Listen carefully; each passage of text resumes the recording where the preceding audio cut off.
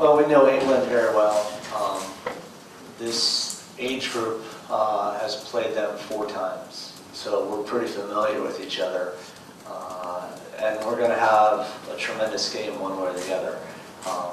Every time we play them, it's been entertaining, it's been competitive. With the first team not qualifying for the World Cup is a disappointment, and we've talked about it within the team, just trying to bring hope back to the U.S. Soccer system, and that the deeper run we go, the more people will believe that there is a future with U.S. soccer in the U.S. And we all believe it within the team that we can go on and move on to the senior team. Yeah, very excited about the game tomorrow.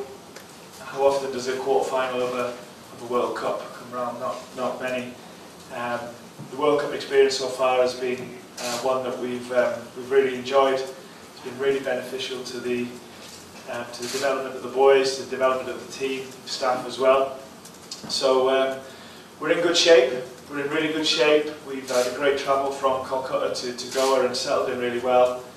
Spirits are really high, very focused, and looking forward to the game tomorrow. I believe there'll be a good support for England tomorrow because of the support of the Premier League and the English football in general, and that will be great.